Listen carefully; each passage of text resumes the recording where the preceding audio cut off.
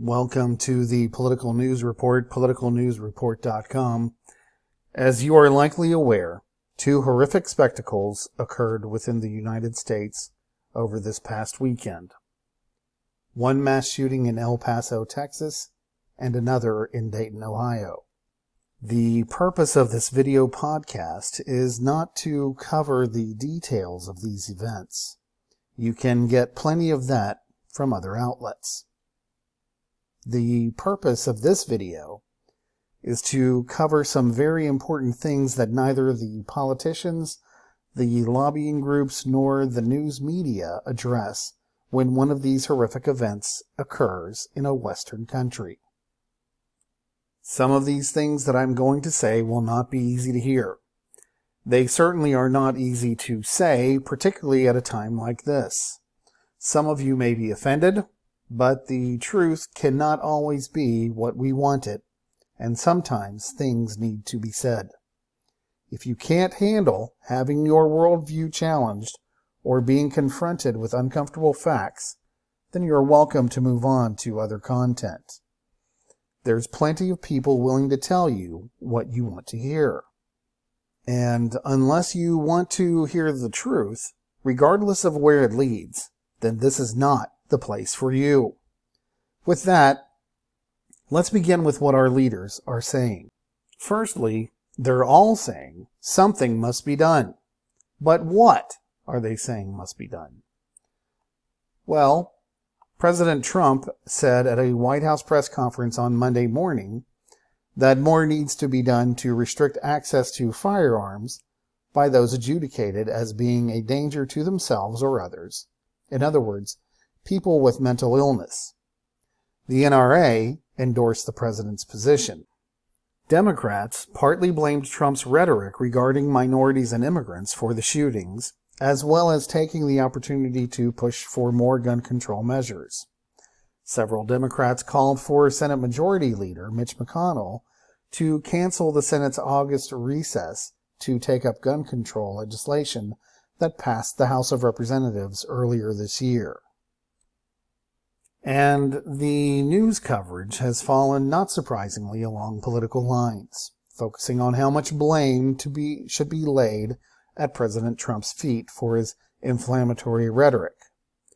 But here's what they're not saying, what they won't say, what they haven't said in the aftermath of any of these events before, or at any time concerning the gun control debate. The real purpose of the Second Amendment to the U.S. Constitution and the underlying truth about your right to bear arms is misrepresented across the political spectrum. The Second Amendment to the U.S. Constitution says, "A well-regulated militia, being necessary to the security of a free state, the right of the people to keep and bear arms shall not be infringed." Those advocating for gun control argue that the purpose of the Second Amendment is to raise armies to defend the nation. In light of the standing professional military that exists today in the United States, gun control advocates say the Second Amendment protection for your right to bear arms is obsolete.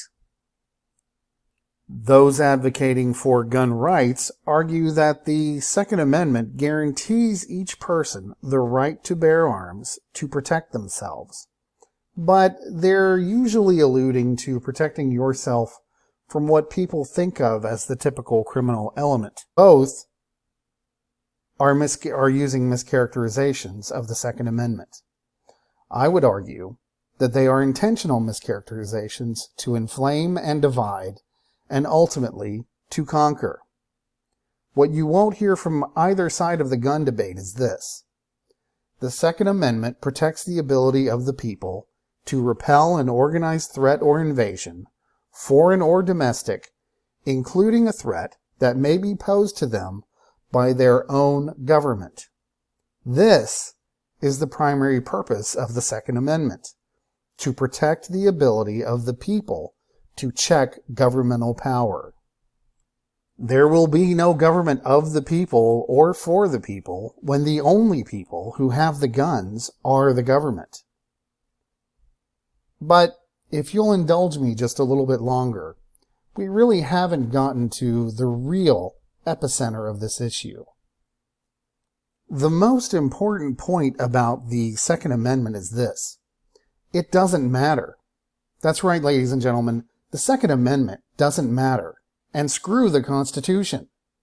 Neither you nor I nor anyone else in the United States or any other part of the world needs the U.S. Constitution, the Second Amendment, or any other legal document. As human beings, we are endowed with certain inalienable rights, and we possess those rights as we live and breathe.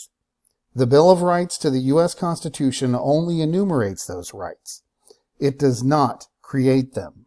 And those inalienable rights are the right to free speech, which includes the freedom to report, also known as the freedom of the press, the right to be secure in your person and your property, also known as the right to privacy, and the right to be left alone.